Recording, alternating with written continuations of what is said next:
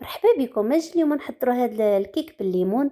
كيجي رائع ولذيذ ومنعش. كيف ما كتشوفوا معايا غير المنظر ديالو كيجي كيشهي وعاطي للعين. نحضروه لوليداتنا وضيوفنا علاش لا. الا كنتوا اول مره كتشاهدوني قبل ما غنبداو الوصفه ما فيها باش اشتركوا في القناه فعلوا زر الجرس باش يوصلكم دائما جديد الفيديوهات وجديد الوصفات. هذا الكيك راه كيجي رائع. ومباشره ندخلوا للوصفه. كيف ما كيبان لكم اول حاجه غادي نديروها غادي ناخذ واحد الاناء فاش غادي نخلطوا الكيك. غادي نوضعوا واحد 4 البيضات اللي بدرجه حراره المطبخ. 4 البيضات اللي غادي يكونوا كاملين.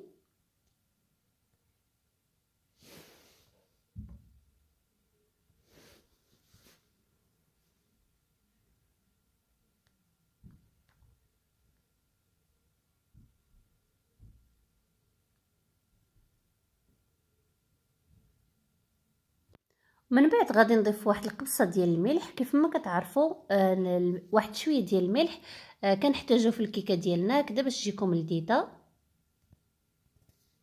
وغادي نضيف واحد نصف كاس ديال العنبه ديال السكر. كيف ما كيبان لكم هذا الكاس راه كاس العنبه لانني كنعبر بالكاس ديال العنبه كنديروا في هذا الكاس يعني تقريبا نفس العبار. من بعد غادي نطربوا المكونات ديالنا جيدا. ان شاء الله غادي نحط لكم بالغرام. الناس اللي كيبغيو بالغرام غادي نحط لكم في صندوق الوصف.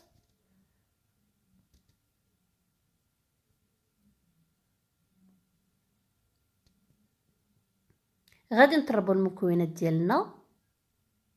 غادي نضيفوا كاس ديال العنبه ديال عصير البرتقال ولا عصير الليمون. كيف ما قلت لكم دائما العبارات بكاس العنبه.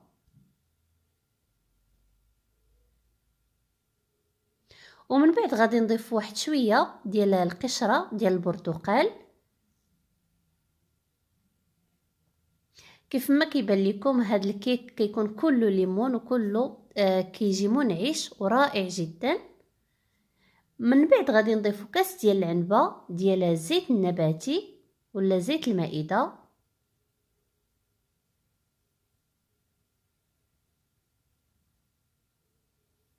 غادي نضيف ملعقه صغيره من خميره العجين ولا خميره الخبز حبيبات. كتكون خميره فوريه. غادي نطربوا المكونات ديالنا جيدا.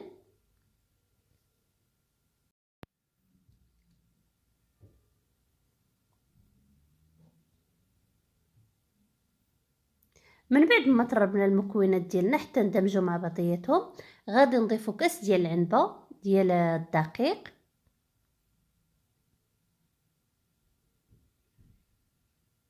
كيف ما الا ما كانش عندكم كاس ديال العنبه تقدروا ديروا كاس واحد غادي ديروا به العبارات كاملين وغادي يجيكم تقريبا راه نفس العبار.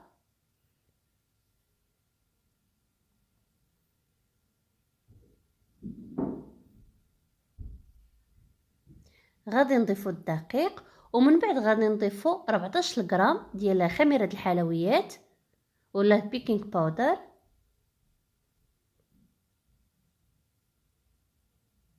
جوج اكياس ديال الخميره. وغادي نطربوا المكونات ديالنا جيدا ولا غادي نطربوا الكيك ديالنا حتى كيندمجوا المكونات مع بعضياتهم. كيف ما كيبان لكم كيجينا واحد الكيك اللي طري. من بعد غادي تشوفوا معايا القوام ديالو كيف غادي يكون. غادي نبقاو مستمرين حتى كنطربوا الخليط ديالنا.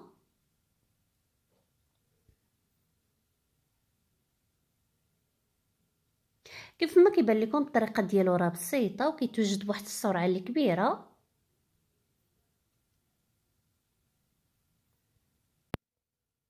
من بعد غادي ناخذ واحد 3 الحبات ديال البرتقال اللي غادي نقطعوهم شرائح او دوائر. من الاحسن يكونوا شويه غلاظ هكذا باش ما يذوبش لكم داك البرتقال ويعطيكم الشكل ديالو جميل من الفوق. كيف ما كيبان لكم كنحاولوا نقطعوا دوائر اللي تكون شويه غليظه.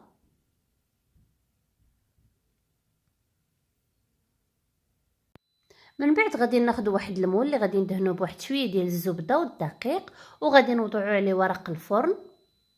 غادي نرشو عليه واحد شويه ديال سكر الخشن ولا سكر سنيده. من بعد غادي نصدفو فيه شرائح البرتقال ولا دوائر البرتقال بهذه الطريقه. نحاولوا نعطيوهم واحد الشكل اللي جميل.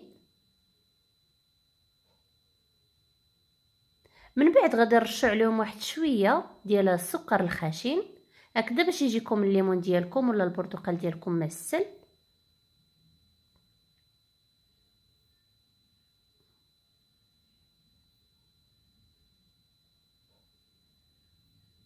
كيف ما كتشاهدوا داكشي علاش نقصت الكميه ديال السكر في الكيك. من بعد غادي ناخذوا الكيك ديالنا، هذا هو القوام اللي غادي نحصلوا عليه. غادي نصبوا على البرتقال ديالنا.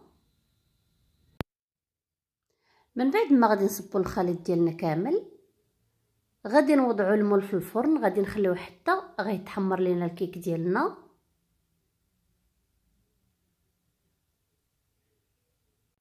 غادي نوضعوه في الفرن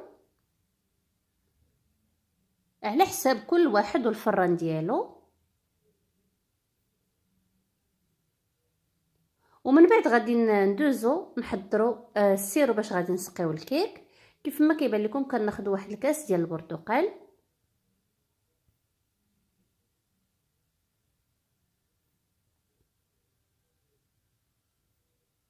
غادي نوضعوا عليه تقريبا واحد 3 ملاعق ديال السكر. غادي نوضعوا الخليط ديالنا فوق النار حتى غنحصلوا على واحد السيرو اللي ثقيل. الناس اللي عندهم الفرن ديال الغاز ولا ديال البوطه غادي يوضعوا الكيك ديالهم في الفوق حتى غيطيب، ومن بعد غادي يديروه يتحمر. والناس اللي عندهم ديال الضو غادي ديروه في درجه حراره 170 تقريبا واحد المده ديال 45 دقيقه. من بعد ما تشرب ليا السيرو ديالي بهذه الطريقه، غادي ناخذوه وغادي نخرجوا الكيك من الفرن. من طبيعه الحال الا كان الكيك بارد غادي نديروا السيرو باش غادي نسقيو غادي يكون طايب ولا غادي يكون سخون، والعكس صحيح. الا كان عندنا الكيك سخون نديروا السيرو بارد. غادي نسقيو الكيك ديالنا جيدا حتى غيتشرب لينا كاع ديك النكهه ديال البرتقال ولا داك السيرو ديال البرتقال. من بعد ما غادي تشرب لينا غادي نحاولوا نقلبوه في واحد الاناء ولا واحد الطبق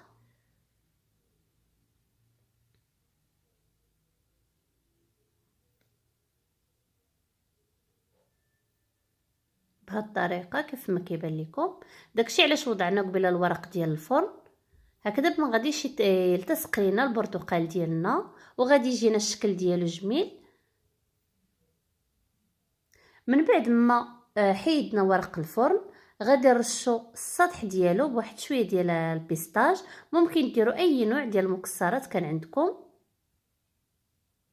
وممكن انكم تكتفيو بهذا الشكل ديالو. غادي ديروا واحد المعلقه ديال السيرو من الفوق هكذا باش يعطيكم داك اللمعان ديال الكيكه. وهذا هو الطبق النهائي ديالنا. كيف ما كيبان لكم كيجي رائع جدا ومنعش، والكيك لذيذ لذيذ كيجي بحال الشكل ديال البسبوسه مسقيه بالليمون. كنتمنى يكون الطبق ديال اليوم راكم وعجبكم وغير جربوه ان شاء الله ما غاديش تندموا عليه. كيف ما كيبان لكم راه الشكل ديالو تيجي رائع جدا وكيشهي. كنتمنى اللي اول مره كيشاهد القناه ديالي ما يبخلش عليا ويدير جيم ويدير ابوني، وما تنسوش تفعيل الجرس هكذا غادي يوصلكم دائما جديد الفيديوهات ديالي وجديد الوصفات ديالي. وكنتمنى تكتبوا لي التعاليق ديالكم والاراء ديالكم. ان شاء الله انا غادي نجاوب كاع على الاسئله ديالكم.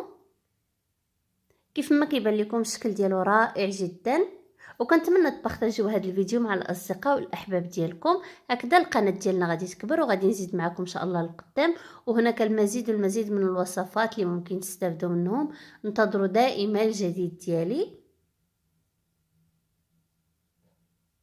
من بعد انا غادي نقسم معكم شويه الكيك هكذا باش تشوفوه من الداخل.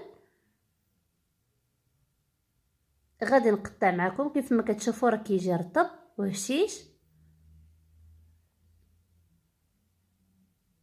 وكيف ما قلت لكم قبيله دائما العبار بكاس العنبه. كيف ما كيبان لكم الكيك تيجي مسقي ورطب من الداخل.